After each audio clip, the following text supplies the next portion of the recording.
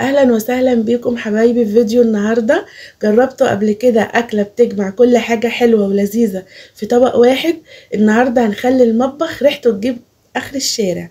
هنحضر صينيه السمين للناس الاكيله، هنخلي كل اللي يدوقها مبهور من جمالها. طريقه سهله، مكونات بسيطه، كبده وسجق وكفته وشاورما. وهقول لكم على المكون اللي يخلي الصينيه طعمها جميل وباسهل طريقه عشان تطلعيها زي المحلات واحلى كمان. يلا بينا نحضر الصينيه خطوه بخطوه، وما تنسوش تحطوا اعجاب للفيديو، ولو لسه ما اشتركتيش في القناه اشتركي في القناه وفعلي زر الجرس على الكل عشان يوصلكم كل جديد. يلا بينا نسمي الله ونقول مقاديرنا.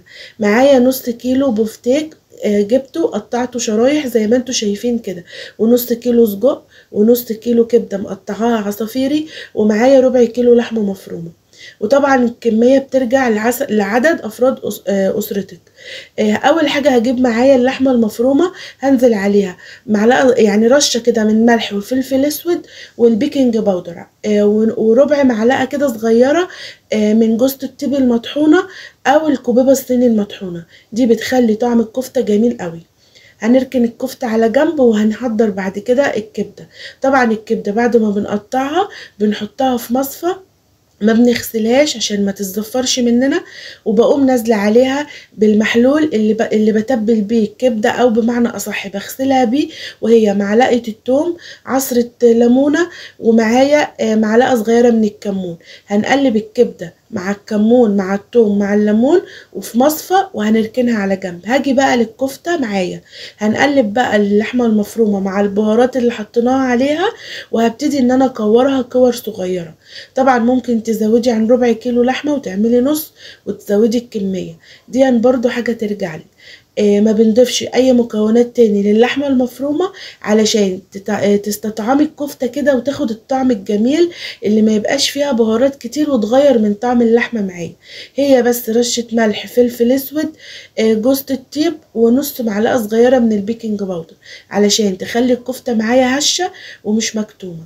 هنكور بقى الكميه كلها زي ما انتوا شايفين لكور صغيره. ويلا بينا بقى نحضر صينيه السمين بتاعتنا.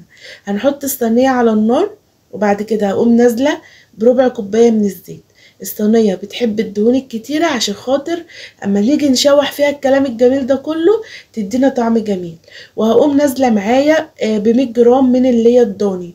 بتجيبي الليه وبتقطعيها كده قطع صغيره، وهو ده المكون معايا النهارده اللي هيخلي لك صينيه السمين طعمها وريحتها تجيب اخر الشارع. بجد جربوها بالطريقه دي وهتعجبكم جدا. هنشوح بقى السمين مع الزيت، هي طبعا هينزل السمنه بتاعته. وبعد كده هقوم نازله باول حاجه معايا وهي الكفته. هنبتدي كده بالمكونات اللي هي بتاخد سوا اكتر من التاني. هننزل بالكفته وهنقوم مشوحينها في الماده الدهنيه دي. هنحطها واول ما تاخد لون على الوش ده هنبتدي نقلبها على الوش التاني. النار بتكون عاليه معانا علشان خاطر تاخد صدمه، ما تنزلش السوائل بتاعتها وتفضل محتفظه بالعصاره اللي فيها وتفضل جوسي وجميله. هاجي بعد كده بقى اركن الكفته على جنب، وهنقوم بقى الدهون هتتجمع في النص. هنقوم نازلين بمعلقه توم كبيره، وهقوم نازله بقى بشرايح الشاورما معايا. البفتيك بنجيبه من عند الجزار واحنا بنقطعه كده شاورما. هنقوم نازلين بشرايح الشاورما ونبتدي بقى نشوحها في المادة الدهنية زي بتاع العربيات الشوارع بالظبط كده، لما بتلاقيه حاطط الصينية ويبتدي ان هو ياخد مكون يسويه، واللي بيستوي بيركنه على طرف الصينية علشان يبعد عنه درجة الحرارة شوية، يفضل معانا سخن وبيستوي معانا على راحته. هنشوح بقى الشاورما في المادة الدهنية دي. وبعد كده هنقوم اول ما لونها يتغير وتقفل مسامها. انا نقلتها على العين الكبيره عشان خاطر لقيت العين دي صغيره شويه وهي محتاجه نار عاليه علشان تشمع معانا بسرعه. هاجي بقى تالت حاجه هنزلها معايا وهي السجق. هنشوحه برضو، كل ده بياخد تشويح بسيط. الصينيه مش هتاخد منكم وقت خالص في التسويه، هتاخد منكم يعني حوالي بتاع 10 دقايق، ربع ساعة مش اكتر من كده، وهتكون كل المكونات اللي فيها مستوية وطعمها جميل. هننزل بالسجق وبرده ما نقلبوش الا لما ياخد صدمة. ان هم قلبينه على الوش التاني. وبعد كده تقلبي بقى المكونات كلها مع بعضها. بجد ريحتها كانت جميلة في الوقت ده، وطعمها ان شاء الله هتعملوه وهيعجبكم قوي. طبعا دي للناس الاكيلة اللي بتحب الاكلات اللي فيها ايه، تغمسي بقى فيها بالعيش كده. نزلت بقى برشة ملح، حقيقيها بقى على حسب راحتك. رشة ملح، فلفل اسود، وجوزة الطيب. ما حطيتش النهارده اي بهارات علشان نحس بطعم اللحمة الاصلي. كل حاجة كده تدينا طعمها الاصلي بتاعها، اذا كان السجق او الكفتة او الشاورما. كل ده كل واحد هتلاقي طعمه فيه زي ما هو. التوابل كترها بيغير من طعم الاكل.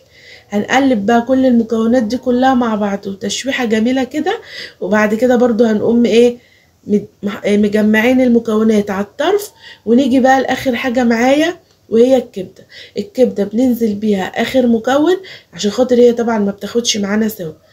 اول ما تنزلي بيها ما تقلبيش لغاية برضو ما تشمع كده من تحت، وتقفل مسامعها علشان خاطر ما تتهريش منك. اول ما تشمع هتقومي بقى ايه، تقلبي فيها. هي متبلة طبعا، فيها كمون وفيها توم وفيها ليمون. انت ممكن برضو تزودي شوية بهارات عليها وتحط لها مثلا معلقة صغيرة كزبرة، هتحلي الطعم وهتخليه جميل. الكبدة خلاص اتشوحت معايا. هنبتدي بقى ايه، نقلب. طبعا ايدك فيها تقليب مستمر، عشان خاطر ما تتلسعش منك، وكمان تطلع المكونات كلها كده معاكي مفلفلة وشاربة كلها من بعضها، كلها تاخد كده من قلب الدهون اللي نزلت منها وتتطعم بيها. معايا بصلاية كبيرة او بصلتين وسط مقطعاهم جوليان زي ما انتوا شايفين كده. هننزل بالبصل وايه، وبرده تقليبه جميله كده. في الوقت ده ممكن ان انت توطي النار، لان خلاص يعتبر اللحوم معايا كلها دخلت في السوا، وخلاص مش هتنزل بقى معايا سوائل. في الوقت ده ممكن ان انت توطي النار وتقومي نازله بقى بعد كده بالخضار بتاعك. معايا فلفل اخضر رومي، وفلفل اصفر، وفلفل احمر. ممكن تحطي قرن فلفل اخضر حار لو انت حباها مشطشطه وجميله. وتقلبي برضو. خلاص هي كده خلاص تعتبر استوت معايا بنسبة 90%. بجد جميلة وخطيرة وتستاهل التجربة. خارجين من رمضان، وطبعا ما كلنا ملناش نفس للمطبخ ولا وقفته. النهاردة حبيت ان انا اعمل لكم الاكلة دي سهلة وجميلة، وتلم العيلة وتجمعكم في طبق واحد لمم كل المكونات اللي احنا بنحبها. هتعجبهم قوي، وكل اللي ياكلها من ايدك هيقولك ما شاء الله تسلم ايدك. خلاص كده الصينيه استوت معايا، هنطفي عليها. وكنت حاطه حته فحمايه على النار تصفى. هنقوم جايبين طبق صغير حاطينها في النص، وننزل عليها كده مع نقطتين زيت تدخن، ونغطي عليها. هتاخد بقى ريحه ايه، الشوي الجميل. هتبقى طعمها جميل وريحتها اجمل. خلاص هي كده استوت وخلصت معايا. هنقدمها بقى وبألف هنا وشفا.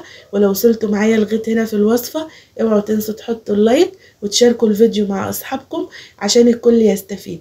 وانا هسيب لكم برضو المكونات في صندوق الوصف بالبهارات، علشان لو حبيتوا ان انتوا تسجلوها عندكم.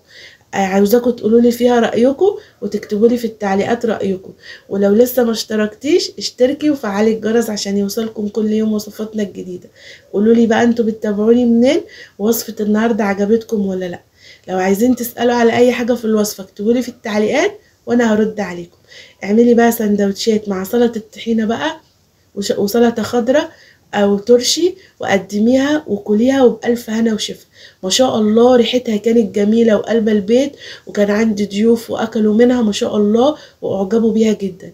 السجق زي ما انتوا شايفين مستوي، والكبدة مستوية، والشاورمة اللحمة مستوية، كل حاجة خدت حقها في السوا. والكفتة كمان زي العسل ومستوية.